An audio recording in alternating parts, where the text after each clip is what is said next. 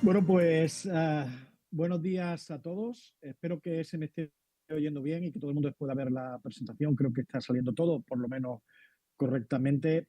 Saludos a todos los amigos que están allí de diferentes países.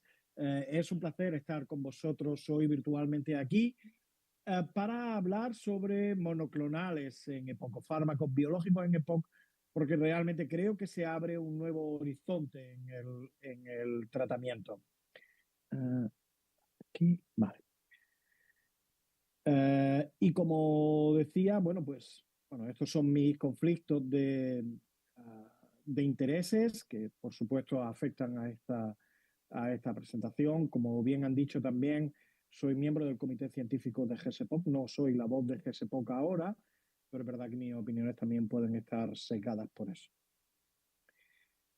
Y como les decía, realmente se abre un nuevo horizonte en el tratamiento de la EPOC. Y si uno piensa ahora mismo en horizonte, yo no sé ustedes, pero a mí lo que se me venía a la mente cuando pensaba en el horizonte es esta película, o bueno, saga, que ha estado en diferentes plataformas, que se llama Horizon, An American Saga, de Kevin Costner. Realmente es espectacular y yo creo que nos lleva mucho hacia una situación que probablemente todos pensemos que ahora mismo se da en la época, que es la fiebre del oro, ¿no? Y sobre eso querría hablarles también un poquito más profundamente y presentarles a este señor, Sam Brannan. Supongo que no conocerán quién es, pero bueno, es un ciudadano americano que fundó el periódico California Star en San Francisco y que, vive en esta época de la fiebre del oro. En 1847 se encuentra oro por primera vez en Sutter Hill, en California, y surge el mensaje de hay oro en el río América. Y este señor, Sam Brannan, es un señor que se hace millonario gracias a la fiebre del oro en el año 1848. Es el primero que sale a las calles de San Francisco diciendo que había oro en este río y él se hace realmente millonario por esta situación. Y creo que esta fiebre del oro, que es lo que vamos a vivir o que estamos empezando a vivir en el campo de la EPOC, va a tener también sus Sam Brannans, como les explicaré más tarde. Bueno, y en los próximos minutos vamos a hablar sobre estos temas, sobre por qué es necesario prevenir exacerbaciones en la EPOC, la relación entre inflamación de tipo 2 y la presencia de exacerbaciones. Uno empieza ya a tener calma. Mis hijos dicen que tengo que pedir cita pronto en Turquía para hacerme un implante capilar, pero realmente tiene ya yo ya tengo un cierto background en EPOC y puedo decirles que incluso antes de que se probaran los fármacos biológicos en asma, se habían probado primero en EPOC. Y lo veremos también. Y después pasaremos ya a hablar sobre Dupilumab, qué evidencia no aporta este fármaco en el tratamiento de la EPOC. Hablaremos también sobre otros biológicos que están en desarrollo y también algunas nociones de qué es lo que se puede esperar o qué podemos esperar de estas terapias. Bueno, ¿por qué es necesario prevenir exacerbaciones? Yo creo que todos tenemos claro que tener exacerbaciones tiene un impacto claro en la mortalidad a largo plazo. Y les enseño estos datos del artículo de Kieran Rossi y colaboradores que mostraban cómo aquellos pacientes que tenían una exacerbación en el año previo tenían una mayor mortalidad a 10 años que aquellos pacientes que no tenían exacerbaciones en el año previo, pero incluso aquellos pacientes que habían tenido una exacerbación moderada, dos exacerbaciones, tres, cuatro o cinco o más, tenían trayectorias de la enfermedad distintas. Y por tanto, parece claro que prevenir exacerbaciones es importante porque coloca a un paciente en un carril distinto del que tendría si no hubiera intervención farmacológica y no farmacológica. Por otro lado, sabemos también que las exacerbaciones, sobre todo aquellas que son graves, que llevan al paciente a ingresar en el hospital, tienen impacto en mortalidad a corto plazo. Aquí vienen a su izquierda un estudio realizado en una base de datos de Corea del Sur, donde se aprecia cómo a 90 días la mortalidad de un episodio de exacerbación grave, aquellos que llevan a ingresar a los pacientes, está cercana al 8%. Y en el gráfico de la derecha tienen un estudio todavía más impresionante porque es una base de datos también, pero con un seguimiento muy a largo plazo. Y pueden ver cómo tener una exacerbación, la primera exacerbación grave, implica que aproximadamente a los 4 años, la mitad de los pacientes que habían ingresado por una exacerbación habrán fallecido. Si uno pone esto en contexto, en la gráfica de la izquierda, por ejemplo, un síndrome coronario agudo tiene una mortalidad menor que las exacerbaciones graves que vemos actualmente en el hospital. Y si lo ponemos en el contexto del gráfico de la derecha, algunos tipos de tumores, por ejemplo, el cáncer de mama, tiene supervivencias mejores que un primer ingreso hospitalario. Por tanto, parece claro que prevenir exacerbaciones es importante porque va a aumentar la esperanza de vida de estos pacientes. Pero si algo hemos aprendido también en los últimos años es que las exacerbaciones también tienen implicaciones a nivel cardiovascular. Este es un estudio, un análisis post-hoc del estudio SUMMIT, realizado por Kunisaki y colaboradores, donde los autores veían cómo justo después de tener una exacerbación, en este caso moderada, había un incremento del riesgo de sufrir eventos cardiovasculares. Y si esa exacerbación había llevado al paciente a ingresar en el hospital, la magnitud de este riesgo era mucho mayor.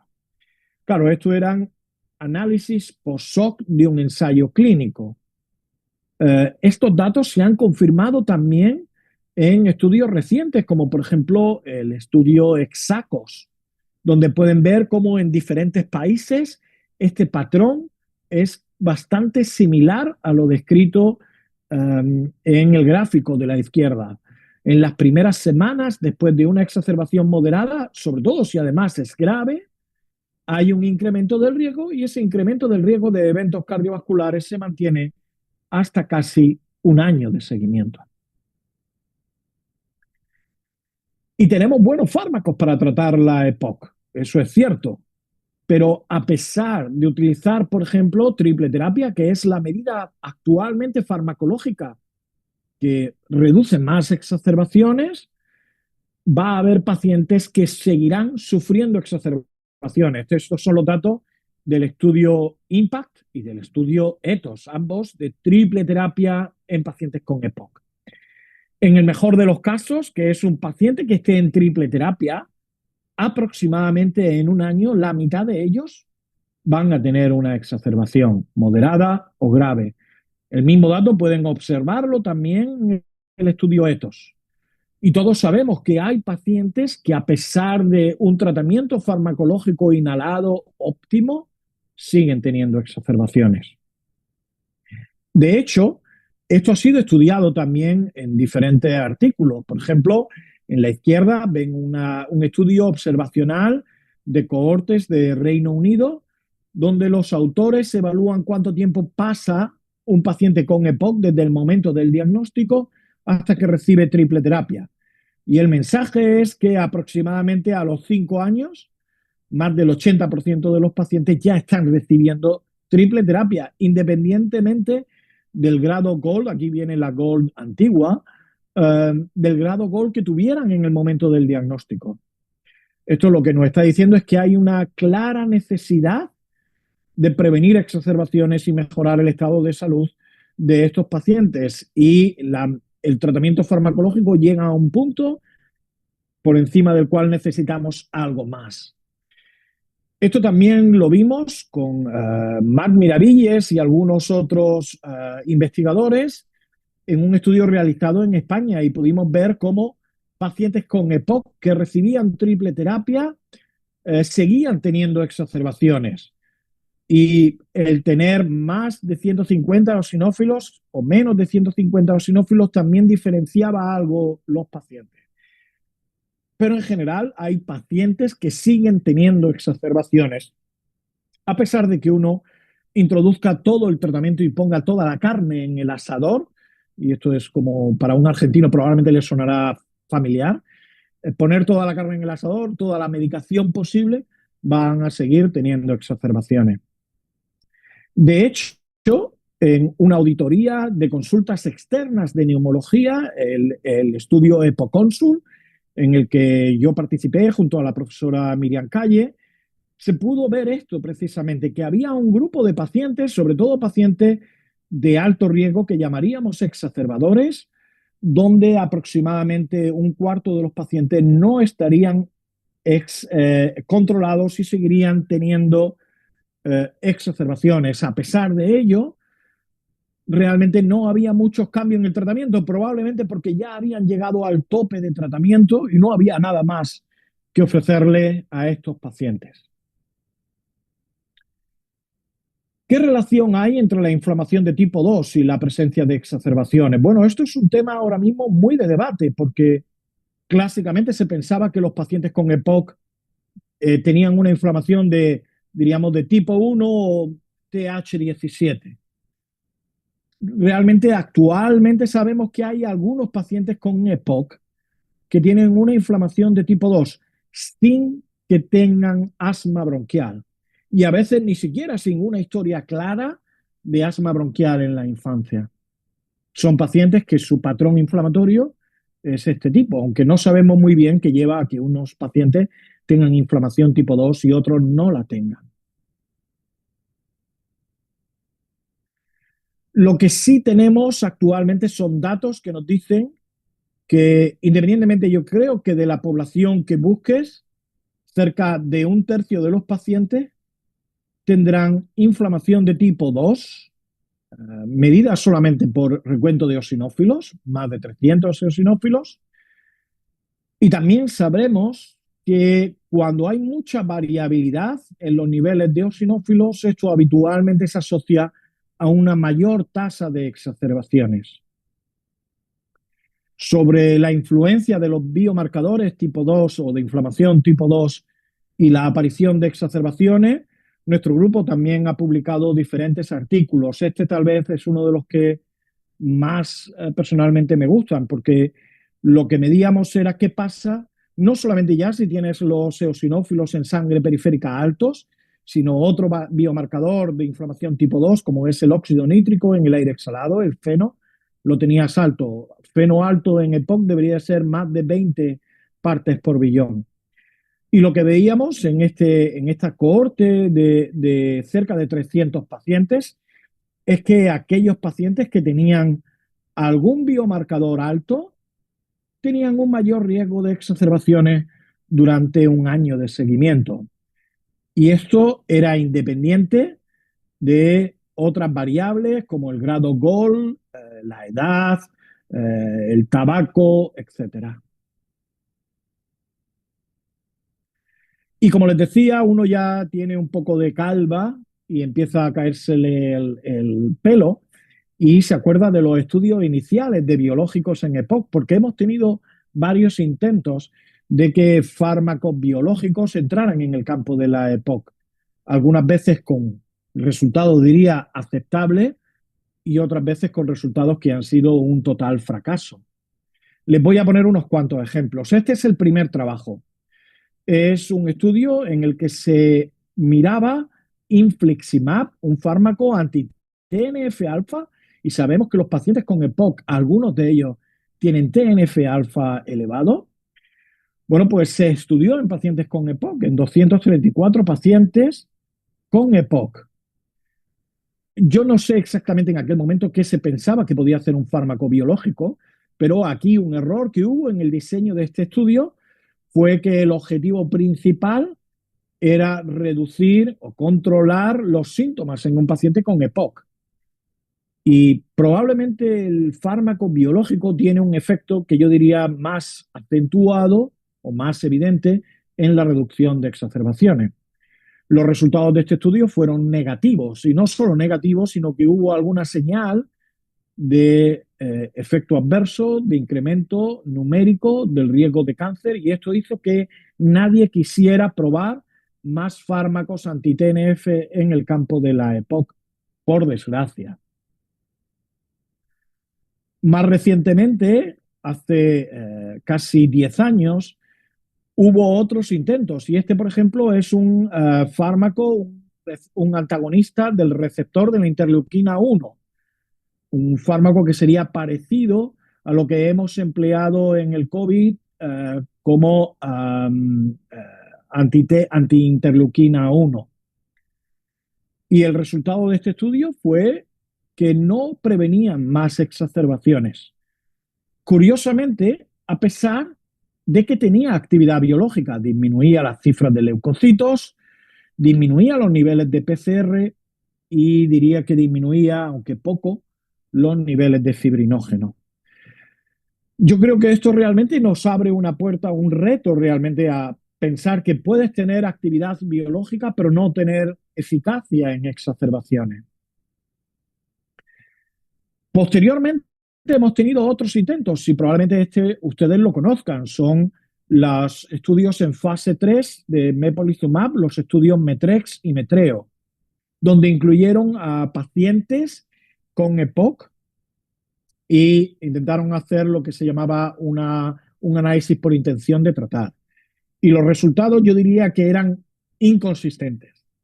¿Por qué? Porque en un estudio se encontró un efecto con una reducción del 25% de la tasa de exacerbaciones entre placebo y mepolizumab, 100 miligramos, y en el otro estudio, en METREO, no hubo diferencias estadísticamente significativas entre los brazos de tratamiento. Pero ojo, en este estudio había una rama de mepolizumab 300 miligramos. Y probablemente esto influyó en los resultados porque disminuyó la potencia estadística que hubiera sido necesaria. Si el estudio hubiera tenido realmente una población con 100 miligramos en vez de otra con 300, creo que los resultados sí pudieran haber sido positivos y favorables a mepolizumab. Y al igual que en el estudio que veíamos antes del receptor, el antagonista del receptor de la interleuquina 1, había una señal de eficacia biológica. En los dos estudios, en METREX, en METREO, en los dos se veía una reducción del número de eosinófilos con este fármaco, o sea que aparentemente había eficacia biológica porque se estaba dando realmente un fármaco que disminuía los eosinófilos, o sea que estaba haciendo efecto en la molécula, pero esto no se traducía en una mejora en la tasa de exacerbaciones. Y creo que esto abre también una puerta sobre el rol que tiene realmente el eosinófilo en la EPOC y en el desarrollo de exacerbaciones. De hecho, otros resultados que probablemente ustedes conocen son los resultados del fase 3, el Galatea y Terranova, dos ensayos clínicos de benralizumab, un anticuerpo frente al receptor de la interleuquina 5. Y yo diría que este estudio es todavía un poco más complicado de entender porque en un estudio se ve algo que parece eficaz, pero en otro estudio no se vuelve a ver ese efecto. Y esto creo que también es un motivo de preocupación, porque al igual que en el estudio METREX y METREO, había señal de eficacia biológica, o sea que el número de eosinófilos se reducía prácticamente a cero. Y a pesar de eso, no había una traducción en prevención de exacerbaciones. Y cuando creíamos que ya no iba a haber biológicos en el campo de la EPOC, de repente se abre el nuevo horizonte. Y el nuevo horizonte viene por dos estudios de dupilumab, los estudios Boreas y los estudios Notus. Son dos ensayos clínicos en fase 3, aleatorizados, multicéntricos, doble ciego, controlados por placebo con grupos paralelos, donde se incluían a pacientes con EPOC entre 40, 80, 85 años, EPOC moderado a grave, con un FEF1 entre el 30% y el 70% del teórico, con exacerbaciones a pesar de triple terapia y que además tenían evidencia de inflamación tipo 2, con más de 300 eosinófilos en la visita de screening. Después de 4 semanas de screening, se aleatorizaban a los pacientes a recibir dupilumab, 300 miligramos subcutáneos cada 2 semanas o placebo. Y se siguieron durante un año con una fase de seguridad posterior de 12 semanas. El objetivo de estos dos estudios era evaluar la eficacia de dupilumab administrados cada 2 semanas en pacientes con EPOC en términos de exacerbaciones, sobre todo. Y algo muy importante, fueron estudios que pilló de lleno la pandemia del COVID. Boreas terminó en febrero del 2023 y Notus terminó en febrero del 2024. Estas son las características basales de las dos poblaciones de estudio. Yo diría que son una población de pacientes típicos con EPOC que vemos neumólogos habitualmente en consulta.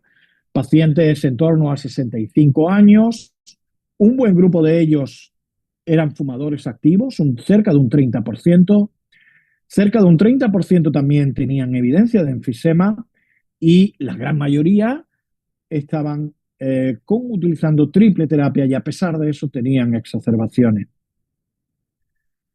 Fíjense también que tenían más de 300 eosinófilos, el número de eosinófilos era cerca de 400 en el momento de la aleatorización y el feno estaba rondando los 25 partes por billón.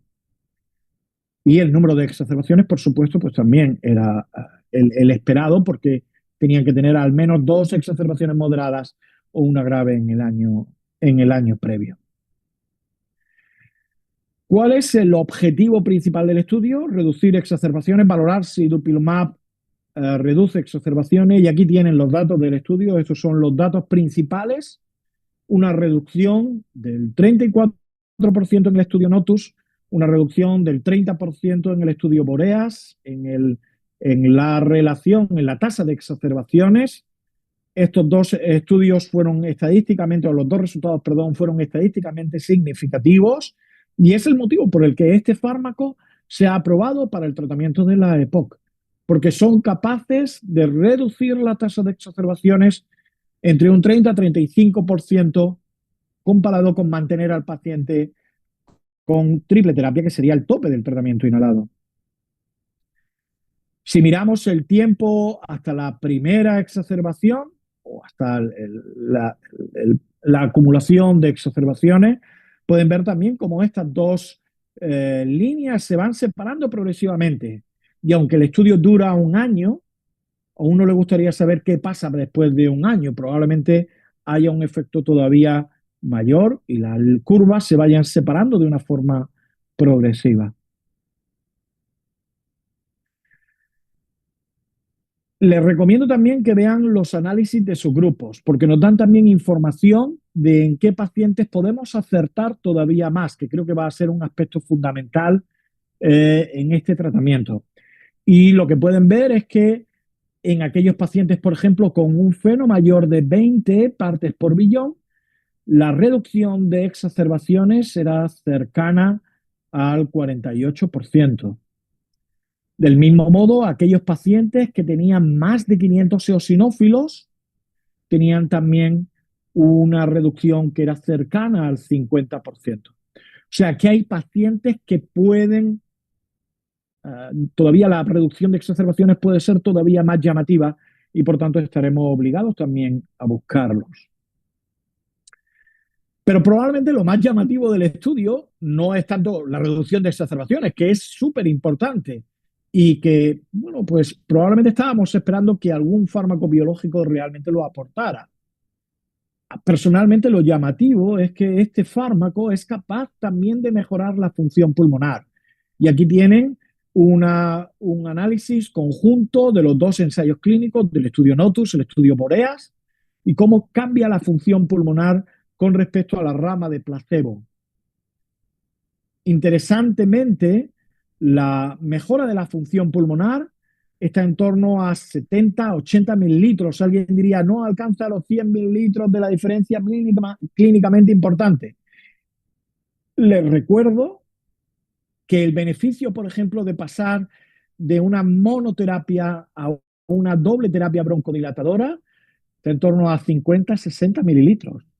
Eso es lo que nos dan aproximadamente el pasar de un broncodilatador a dos. Por tanto, el beneficio es realmente llamativo si lo comparamos con otros fármacos que empleamos en EPOC. Y por supuesto, también vemos mejoras en el diario de síntomas, en este cuestionario, que es un diario de síntomas, o sea que los pacientes que reciben dupilumab tienen menos síntomas ocasionados por la EPOC y también hay cambios estadísticamente significativos en la calidad de vida a 52 semanas. Y además, esto lo hacen con un perfil de seguridad que yo diría que es excelente. Excelente porque realmente hay efectos adversos, pero no parece ser muy diferente al placebo. E incluso, algo que también llamó la atención o ha llamado la atención, es que al contrario, por ejemplo, que en el caso del asma, donde había comunicados casos de incremento del recuento de eosinófilos, en estos dos ensayos clínicos no se ha observado o no se observó este incremento del número de eosinófilos. Y ahora entra, como les decía, la fiebre del oro. Realmente esta es la situación en la que nos encontramos a día de hoy. Todo el mundo corriendo para encontrar el oro que Sam Altman, aquel señor que les comentaba al principio, había proclamado que existía en el río American. Porque estamos recibiendo, y si hago esta presentación dentro de 3 meses, probablemente tengan que incluir más diapositivas, porque ahora mismo estamos recibiendo resultados de muchos ensayos clínicos que se han ido realizando en los últimos meses y en los últimos años sobre biológicos en EPOC. Por ejemplo, les muestro los datos del estudio MATINÉ, el fase 3, un ensayo clínico con mepolizumab en pacientes con EPOC, con exacerbaciones frecuentes a pesar de triple terapia, más de 300 eosinófilos en la visita basal y un histórico con más de 150 previo en el año previo. Y en este estudio se ha visto también una reducción, aunque numéricamente menor que la que se observó con dupilumab, de un 21% en la tasa de exacerbaciones moderadas y graves y un 35% menos de probabilidad en la tasa, perdón, de exacerbaciones que llevan al ingreso hospitalario. Les pongo también datos de otro estudio y creo que este estudio es realmente interesante. Es el estudio ABRA, un fase 2 de benralizumab en pacientes con EPOC en el momento de la exacerbación. Es un estudio de una sola dosis administrada en el momento de una exacerbación. Incluía pacientes con asma y EPOC, pero pueden ver cómo utilizar benralizumab durante una exacerbación podría disminuir la probabilidad de fracaso terapéutico o la aparición de un evento nuevo, de una nueva exacerbación. Pero como en la fiebre del oro también hay fracasos. Y no todo lo que reluce en el río es oro. Por ejemplo, el mismo día que se publicó el estudio MATINÉ, se publicó también este estudio en fase 2, el COPD HELP, en pacientes que habían ingresado por una agudización de EPOC, se les administraba mepolizumab, a otros se les administraba placebo, tenían que tener más de 300 eosinófilos en el momento de la exacerbación, pero a pesar de eso, mepolizumab no hacía que el paciente tuviera menos exacerbaciones al año, aunque es cierto que si uno lo mira a 8 semanas, a 2 meses, parece que al menos durante ese tiempo el paciente pudiera estar protegido. Y bueno, no es solamente mepolizumab el que ha tenido este resultado negativo, sino que pueden ver ustedes, esto es el mapa actual de todos los ensayos clínicos que hay en EPOC. También dentro de algunos meses tendré que actualizarlo porque vienen nuevos intentos. Pero les quería decir que aproximadamente para 2025 estamos recibiendo muchísimos resultados de estudios y recientemente hemos tenido 2 notas de prensa. No son ensayos clínicos, o sea, no son estudios publicados, es solo una nota de prensa de Itepequimab, un fármaco frente a inflamación NOT2, y de astegolimab, con resultados que diríamos discordantes al menos, donde uno de los ensayos clínicos tiene resultado positivo, otro no. Y esto creo que también abre un debate sobre cómo estamos realmente enfocando el tratamiento para el paciente que no tiene inflamación tipo 2. Porque sí podemos pensar en el futuro, es más, debemos pensar en el futuro. Y el futuro es que, bueno, pues vamos a tener resultados próximamente de diferentes fármacos que eh, actúan sobre inflamación T2, como por ejemplo Dupi, Mepo o Benralizumab. Y les invito a que lean esta revisión o esta revisión efectivamente que hemos publicado junto con el profesor Dave Singh de la Universidad de Manchester en archivos de bronconeumología sobre biológicos en EPOC. Fíjense que con estos fármacos podemos tener actuación sobre diferentes mecanismos de enfermedad. Y no solo eso, sino que, como les decía, en los próximos meses vamos a ver resultados. Los de Itepekimab y Astegolimab saldrán publicados, pero también tendremos resultados de Tezepelumab o de Tozorakimab. Todos estos fármacos son fármacos que utilizan como diana terapéutica las alarminas y que se enfocan a inflamación que no es de tipo 2. Y esperemos que tengan beneficio, porque lo que está claro es que lo que se nos va a pedir es que cuando utilicemos estos fármacos, que son caros, no son fármacos baratos, estemos muy seguros de que estamos dando al paciente objetivo real. Y pueden ver cómo determinadas poblaciones nos pueden ayudar, por ejemplo, a enfocar mejor quiénes son los que más se benefician. Por ejemplo, con Dupilumab podemos ver que aquellos pacientes que tienen más de 300 eosinófilos y el feno mayor de 20 ppb, vamos a poder obtener una reducción de exacerbaciones que sería del 45%. Y aquí tienen una hipótesis o un diagrama donde nos reflejan cuáles serían las poblaciones de pacientes candidatos a cada uno de estos tratamientos. Pero déjenme que pensemos todavía un poquito más en el futuro y que hablemos sobre algo que yo creo que podría ser interesante explorar. Y es que tenemos datos de que la inflamación de tipo 2 se puede asociar al desarrollo de enfisema. Y les voy a poner esta publicación que tiene ya casi 6 años, pero creo que es interesante descubrirla. Fíjense, esto se tratan modelos animales de ratones de inflamación tipo 2. Aquí tienen un control. Estos serían animales, o mejor dicho, ratas, que tienen un modelo de inflamación crónica tipo 2 con eosinófilos que son recombinantes y que por tanto tienen actividad, y pueden ver cómo hay diferencias. O sea, que aquellos ratones que genéticamente tienen inflamación, modificamos para que tengan inflamación tipo 2, tienen evidencia de desarrollo de enfisema. Curiosamente, si utilizamos esos mismos ratones, pero que no produzcan ni interleuquina 4 ni interleuquina 13, este enfisema no se ve. Esto puede decirnos que tener inflamación tipo 2, interleuquina 4, interleuquina 13 específicamente, podría asociarse al desarrollo de enfisema. Y de hecho, los autores describen que aquellos ratones que no producían interleuquina 4 e interleuquina 13 no tenían mayor número de metaloproteinasas que aquellos que tenían inflamación T2 con producción de interleuquina 4 e interleuquina 13. Y además, para terminar de rizar el rizo, estos autores buscan niveles de metaloproteinasas en esputo de pacientes con EPOC.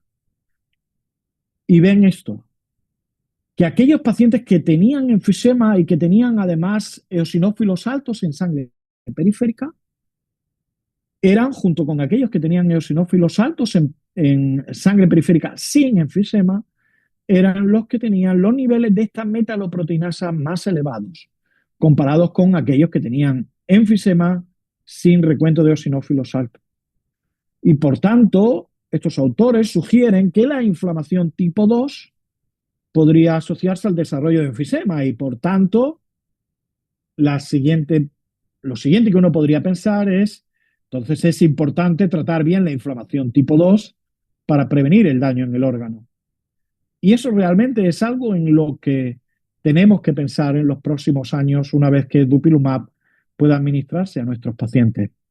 Porque lo que está claro es que a lo largo del tiempo hay un daño en el órgano y conforme ese tiempo va pasando, el daño es progresivo, es acumulativo. Y realmente el daño no tiene que ver con la actividad biológica. Puedes tener momentos de mucho daño con poca actividad biológica. Y uno lo que querría es actuar aquí, cuando hay mucha actividad biológica, pero todavía el daño no está demasiado establecido. Creo que ese enfoque de tratar muy precozmente la inflamación de tipo 2 podría tener también unos mejores desenlaces para nuestros pacientes, porque lo que hacemos ahora mismo es tratar muy tarde la enfermedad. Eso lleva a incrementos de costes, daño acumulativo, a una evolución clínica que muchas veces es impredecible, a un deterioro de la calidad de vida y a una mortalidad prematura. En resumen, yo creo que esto es lo que podemos esperar de estos fármacos, de Dupilumab, para el tratamiento de la EPOC. Mejoras en la prevención de exacerbaciones, mejora en la función pulmonar, mejora en la sintomatología de los pacientes, mejora en la calidad de vida, con un perfil de seguridad muy parecido al del placebo. Y algunos me preguntarán, bueno, ¿y dónde está este señor que me contaba usted, profesor Alcázar, el Sam Altman, este señor que se hizo millonario? Bueno, pues les tengo que decir que aunque ustedes creían que este señor se hizo millonario yendo a buscar oro, realmente no se hizo millonario de esta forma. Se hizo millonario vendiendo, comprando, mejor dicho, todo el material que necesitaba la gente para poder buscar el oro y vendiéndolo por un precio 10 veces superior al que tenía en el mercado o al que le había costado. Y por eso se hizo millonario, porque sabía que era lo que iba a ser necesario para poder ayudar a la gente a buscar oro. Y lo mismo estamos, en esa situación estamos la comunidad científica, los médicos que nos dedicamos al aparato respiratorio, nosotros tenemos el expertise, la ciencia. Nosotros tenemos que ser capaces de indicarles a la industria farmacéutica dónde o los materiales que necesitamos para que ellos puedan buscar el oro.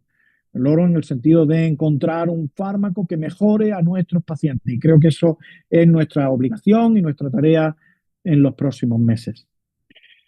Bueno, espero haberle explicado más o menos cuál es la situación actual de los fármacos y cuál es el efecto de Dupilumab. Simplemente recordarle que las exacerbaciones son elementos o eventos clave en el curso de la EPOC, que su aparición se asocia a peores desenlaces clínicos a corto y a largo plazo, que la inflamación en la EPOC es heterogénea y cerca de un 30% de estos pacientes tienen inflamación tipo 2 que se asocia a un mayor riesgo de exacerbaciones, que actualmente tenemos 2 anticuerpos monoclonales con resultados positivos en EPOC. Unos están aprobados por la FDA y la EMA, Dupilumab, y otro está solamente aprobado por la FDA, que es Mepolizumab, y esperamos que en los próximos meses los apruebe también la Agencia Europea del Medicamento.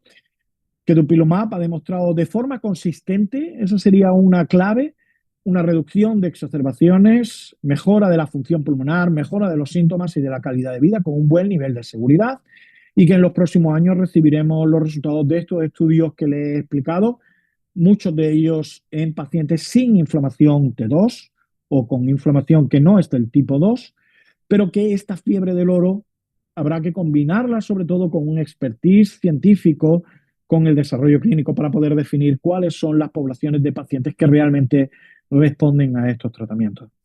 Y sin más, darle las gracias a ustedes por su atención, por supuesto también a Sanofi por invitarme a esta conferencia, darle un saludo también a todos los amigos que tengo al otro lado del Océano Atlántico y estaré encantado a partir de ahora de poder oír sus preguntas y sus comentarios. Muchísimas gracias a todos.